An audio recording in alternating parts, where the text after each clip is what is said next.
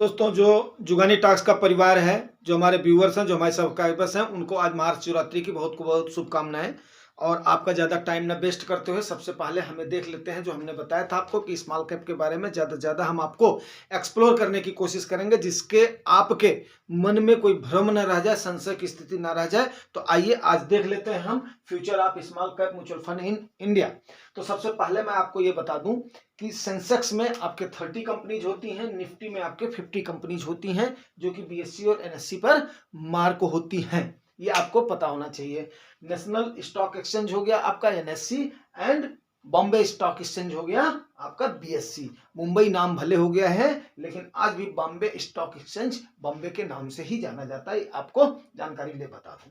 दूसरा, सबसे पहली बात बता दूं कि जो कि आपके टॉप की 100 कंपनीज होती हैं, उनमें जो पैसा लगता है उसको बोलते हैं लार्ज कैप फंड। एंड 101वीं कंपनी से लेकर के 250वीं कंपनी तक जो आपका पैसा जहां पे इन्वेस्ट होता है उसको बोलते हैं मिड कैप। कैप का सेंस है कैपिटलाइजेशन से, लेकिन हम इसको आगे कैप की भाषा से यूज करेंगे, ठीक है ना। मिड का मतलब मीडियम, लार्ज का मतलब लार्ज, एंड स्मॉल का मतलब स्मॉल। स्मॉल कैप में क्या होता है, 251 से आनवर्ड जितनी भी कंपनियां हैं, तकरीबन 4000 कंपनियां हैं भारत में, वो होते हैं आपके small cap. Small cap companies के बारे में मैं आपको ये बता दूं एक ग्लैंस में कि जिनका एयूएम 5000 करोड़ रुपए से कम होता है, एयूएम मतलब कैपिटलाइजेशन जिनका 5000 करोड़ रुपए से कम होता है, उनको क्या बोला जाता है, स्मॉल कैप बोला जाता है, ठीक है ना। तो 5000 करोड़ क्या हो गया, ग्रेटर हो गया ना, तो लेस का साइन यही है ना, ठीक है ना, ग्रेटर एंड लेस। तो अगर मैं करेक्ट हूं तो आप लोग बताइएगा, अगर कहीं अगर गलत होता हूं तो। देखिए दोस्तों, अब सवाल ये उठता है कि आखिर में इन्वेस्टर्स का रुझान या झुकाव उनका क्यों स्मॉल कैप की तरफ ज़्यादा है या मिड कैप की तरफ ज़्यादा है। उसका रीज़न ये है कि आज के टाइम पर कोविड के बाद में सबसे बड़ी जो चीज़ हुई है वो ये हुई है कि डिजिटल अवेलेबिलिटी लोगों के पास बढ़ी है, डिजिटली प्लेटफॉर्म बढ़ा है, लोगों का अवेयरनेस बढ़ा है, इसमें कोई भी संदेह नहीं है। तो जब भी लोग इसको ट्रेस करते हैं या सर्च करते हैं तो उनको क्या दिखाई देता है, उनको दिखाई देती हैं ये चीजें। 3 कैटेगरी के फंड्स दिखाई देते हैं, जैसा कि मैंने आपको ऑलरेडी बताया हुआ है। मेन फंड 3 ही कैटेगरी के होते हैं, that is called large cap, mid cap and small cap. ये मैंने आपको एक्सप्लेन कर दिया। लार्ज कैप का पैसा आपका कहाँ लगता है, मिड कैप का पैसा कहाँ पे लगता है, एंड स्मॉल कैप का पैसा आपका कहाँ पे एलोकेट होता है, आपका फंड मैनेजर कहाँ पे लगाता है।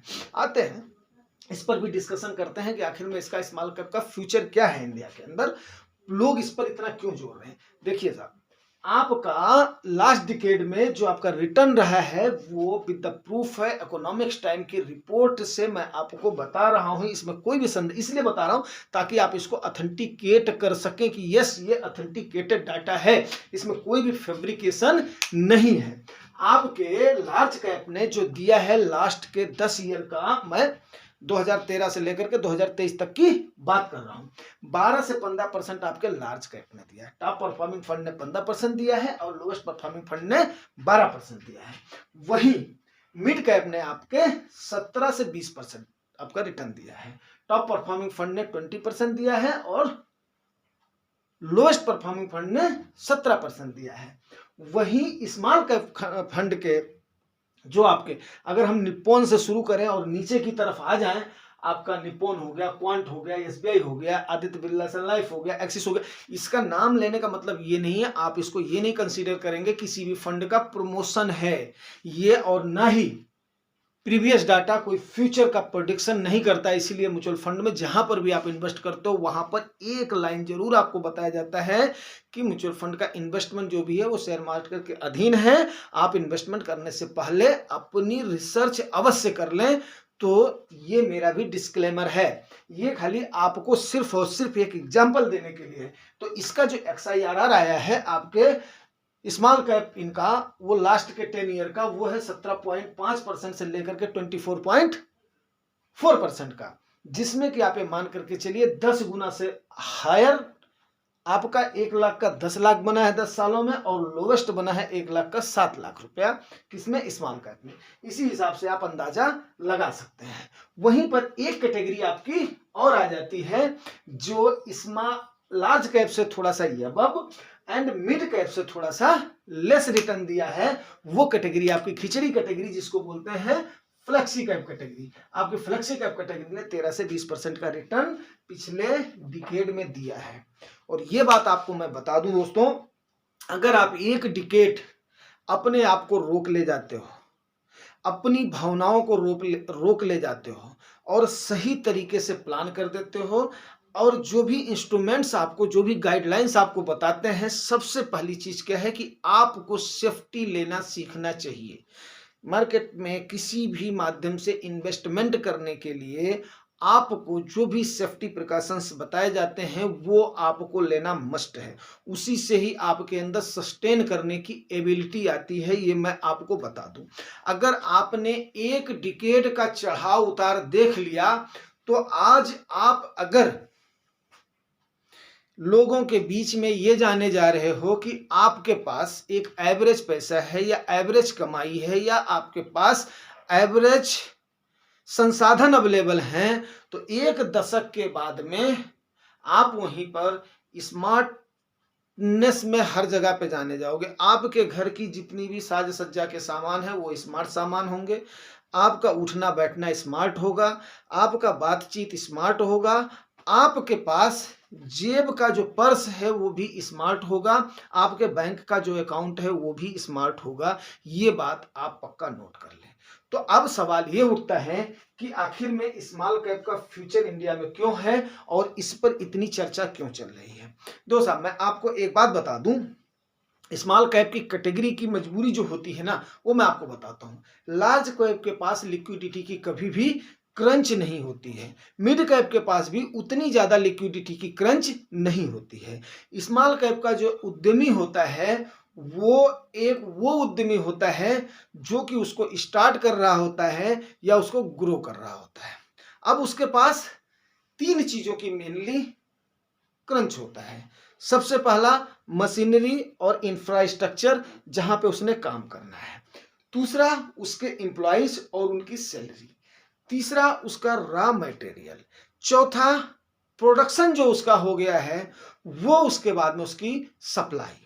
तो ये सारी चीजें उन सर्कमस्टेंसेस पे डिपेंड करती हैं। अब उसके बाद में उसको जाहिर सी बात है किसी भी काम को करने के लिए क्या चाहिएगा होता है, एक फंड चाहिएगा होता है। बिल्कुल आसान और सिंपल सी भाषा में आपको बता रहा हूं। अब उसको फंड चाहिएगा होता है। अब अगले ने कैसे करके इंफ्रास्ट्रक्चर डेवलप कर लिया, मशीनें ला लिया और एम्प्लॉयज अपने रख लिए। अब उसको क्या मिलेगा, आर्डर मिलेगा कहीं ना कहीं से। अब आर्डर मिलने के बाद में अब अगले के सामने ये मजबूरी हो गई है कि उसको आर्डर कंप्लीट करना है। अगर वो आर्डर को कंप्लीट नहीं करता है तो उसके बाद में वो अपने एम्प्लॉयज को कहां से देगा, अपने बिजली का बिल कहां से देगा, अपना जो वहां का रेंट वगैरह है वो कहां से देगा, अपने जो उसके टैक्सेस हैं वो कहां से देगा, रॉ मटेरियल कहां से लाएगा, कई सारी चीजें हो जाती हैं। अब ये जो है स्मॉल कैप का फ्यूचर की बात चल रही, तो ये बताना आपको बहुत ही जरूरी है। तो फिर उसके बाद में वो, और रही बात कोई भी लोन देने के लिए क्या करता है, आप भी जानते हो, हम आप अगर लोन लेने के लिए कभी भी गए हैं तो बैंक क्या करता है, आपको देखेगा आप जो अमाउंट ले रहे हो उसके बराबर आपके पास मोर्गेज के लिए क्या है। बात मेरी समझ रहे हो, मोर्गेज के लिए क्या है। हमारा अगर चेक होता है तो जाहिर सी बात है कंपनी और फैक्ट्री का चेक तो होगा ही होगा।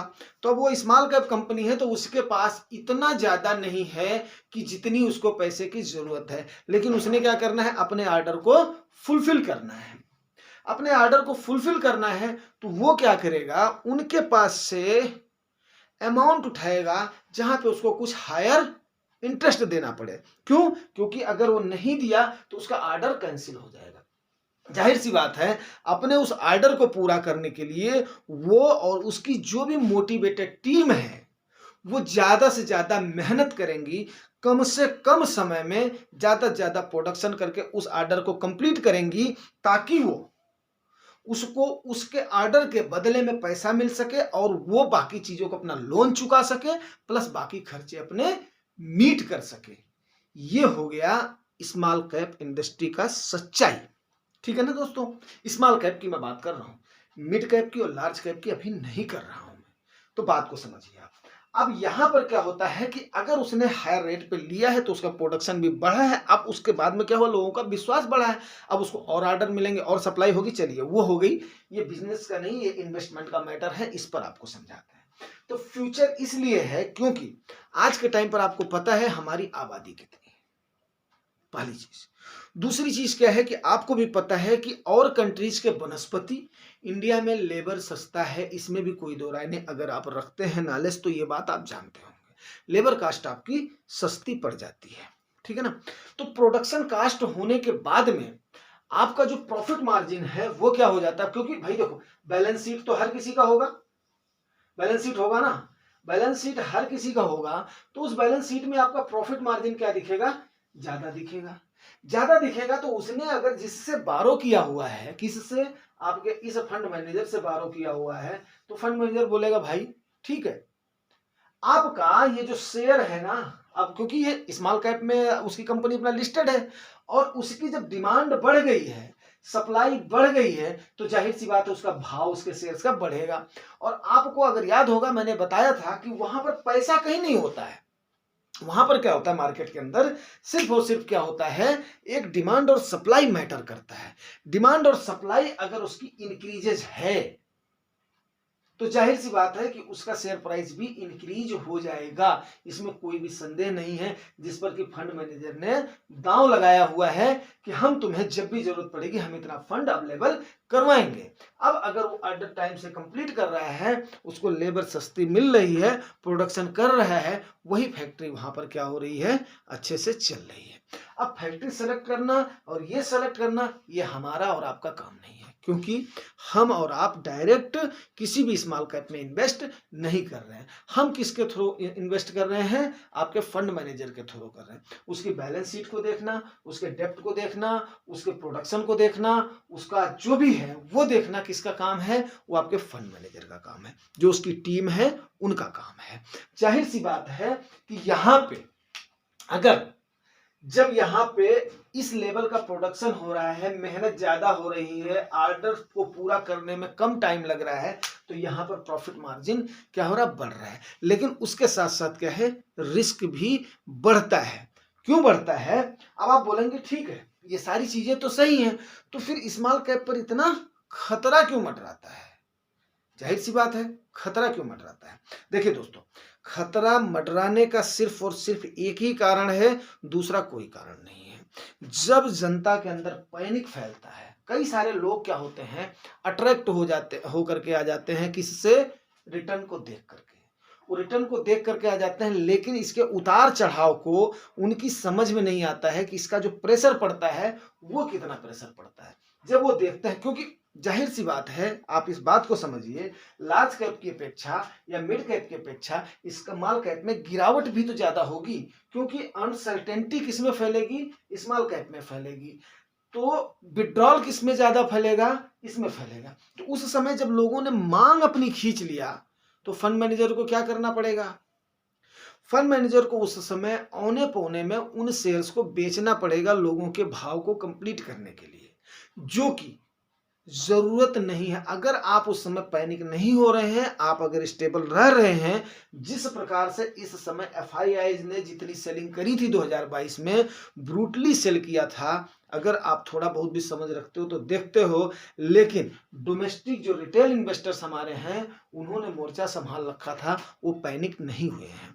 तो दोस्तों जाहिर सी बात है कि अगर आप पैनिक नहीं हो रहे हैं, आप अपनी पोजीशन को बनाए हुए हैं, आप अगर एसआईपी रूट से चल रहे हैं, तो चढ़ाव और उतार का आपकी समझ में अगर ये बात आ रही है कि यस, अगर ये नीचे गया है तो हमें, हमारा क्या हो रहा है, NAV एक्यूमुलेट हो रही है। मीन्स क्या है, हमें कोई भी सौदा, हमें कोई भी शेयर, हमें कोई भी सामान, हमें कोई भी, अगर हम ये मान ले रहे हैं कि जो भी मान लो उसको, जो आपके समझ में आता है उसको उस प्रकार से कंसीडर करो, तो वो सौदा आपको सस्ते भाव में मिल रहा है। अगर वो सस्ते भाव में मिल रहा है तो उसकी क्वांटिटी आपकी ज़्यादा हो रही है, और उसकी क्वांटिटी अगर ज़्यादा हो रही है तो जब भी उसका भाव बढ़ेगा तो उसी लिहाज से आपका CAGR भी बढ़ेगा, आपका रिटर्न भी बढ़ेगा। इसीलिए मैं बोल रहा हूँ कि अगले 10 साल के बाद में आप ये नहीं बोलोगे कि जुगानी भैया आपने जो मुझे बताया था उस ब्रीफिंग में कहीं पर भी कोई कमी थी, या उस मोटिवेशन में कहीं पर भी कोई कमी थी। आप लेकिन उससे पहले आप लालच में आकर के इन्वेस्ट ना करें। आपको ये बहुत बड़ी बात बताई हुई है, जो आपके इस टाइप के गोल हैं जिसमें आपको स्टेबिलिटी चाहिए वो आप लार्ज कैप में जाइए, जिसमें आपको थोड़ा सा और चाहिए वो आप मिड कैप में जाइए, जिसमें आपको और थोड़ी सी स्टेबिलिटी चाहिए तो आप फ्लेक्सी कैप में जाइए, जिसमें आपका लॉन्ग टेन्योर का गोल है 15 साल से अबव का, बेशक ये अमाउंट कम डालिए, बेशक ये अमाउंट कम डालिए। अगर आप टाइम दे रहे हैं तो आप विश्वास करें आपको रिटर्न ज़्यादा से ज़्यादा मिलेगा। आई होप कि आप बात को समझ रहे होंगे कि अगर आप टाइम दे रहे हैं, बेशक अमाउंट आपका कम रहा है, तो उस टाइम पर क्या हो रहा है, आपको CAGR ज़्यादा मिल रहा है। लेकिन अगर आप ये आज के टाइम पर बोल दिए नहीं मैं तो लंगोटी तक अपनी लगा दूंगा, तो भाई साहब आपने अपनी लंगोटी को गिरवी रख दिया है, ये बात मेरी मान लीजिएगा। आप वहां तक ही अपनी सामान अपने को इन्वेस्ट करिए। हो सकता है अगर हमने आपको परिवार माना है तो ये बात सत्य है, ये बोलना मेरा फर्ज है कि आपको जो आपका रिस्क लेने की एपेटाइट है उसको आपने अपने गोल के मुताबिक, गोल को सेट करते हुए, अगर आप ये सोच रहे हो कि मैं इसको इतने सालों तक झेले ले जाऊंगा, या मेरे ऊपर कोई इमरजेंसी नहीं आएगी, या मेरे ऊपर इन्हें जो आपको डालना है डाल दो, लेकिन अगर आप ये सोच रहे हो कि यस मैं अपने आप को तैयार कर लेता हूं ताकि मुझे इसको छेड़ना ना पड़े या मुझे इसको लेकर के भागना ना पड़े, तो आप वहां तक अगर रहते हो तो मेरे हिसाब से वही द बेस्ट रहेगा। क्योंकि थोड़ा सा लाइफ में सेफ भी चलना जरूरी होता है, ट्रैफिक रूल को फॉलो करना बहुत ही जरूरी होता है। तो दोस्तों आई होप कि आपको समझ में आ गया होगा कि फ्यूचर तो ऐसा नहीं है, ब्राइट तो है ही है किसी भी सेक्टर का, किसी भी उसका इंडिया में, क्योंकि हम सब बहुत बड़े कंज्यूमर मार्केट है। दूसरा हमारे यहाँ का युवा इतना मेहनती है जिसका कोई भी जवाब नहीं है। और तीसरी और ये बात मैं आपको एक बात बता दूं, मैं एक बार एक इंटरव्यू देख रहा था किसी शख्स का, वो वर्ल्ड लेवल का पढ़ा लिखा शख्स था, एंड नाम तो मैं एग्जैक्टली नहीं जानता हूं, लेकिन अगले ने क्या बोला था पता है, बोला इंडिया को आने वाले समय में कॉम्पिटिट कर पाना मुश्किल हो जाएगा। अगले करस्पॉन्डेंट ने, पत्रकार ने उससे पूछा ऐसा क्यों? बोला यार हम इनको जो है ना कभी स्टेबल रहने नहीं दिया गया। मैं उस बात को रह करके मैं वो रह गया कि बोला अभी तो ये खाली जब से ये इंडिपेंडेंट हुए हैं तभी से तो ये स्टेबल हुए हैं, नहीं तो हूणों के आक्रमण से लेकर के और टिल 1947 तक इनका शोषण ही होता रहा है।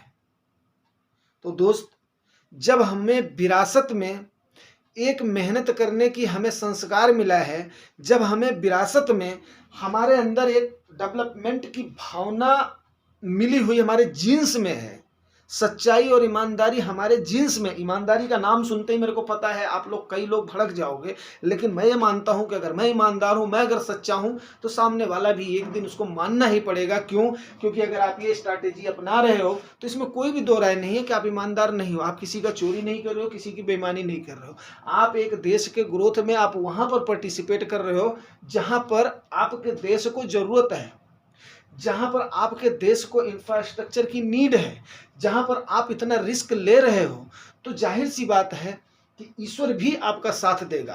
और आप ये समझ करके चलिए कि मुझे उस शख्स का इंटरव्यू 100% याद है कि अगर ये माना गया है तो आज का हमारा युवा वर्ग इसको सोच रहा है और देख रहा है, इसीलिए आप लोग इतना अप्रिशिएट कर रहे हो, इसीलिए मेरे अंदर इतनी मेहनत करने की मादा हो रही ताकि आप लोगों को ज़्यादा से ज़्यादा समझाया जाए कि ये कंडीशन आ सकती है, आपको इस कंडीशन को फेस करना है, आपने ये सेफ्टी प्रिकॉशंस लेने हैं, ये बात बताना जरूरी है। दोस्तों ठीक है, मिलते हैं नेक्स्ट वीडियो में और उम्मीद करता हूँ जानकारी आपको अच्छी लगी। अगर अच्छी लगी है तो रिवार्ड जरूर करना, रिवार्ड आपको पता है, लाइक से सब्सक्राइब। Thank you.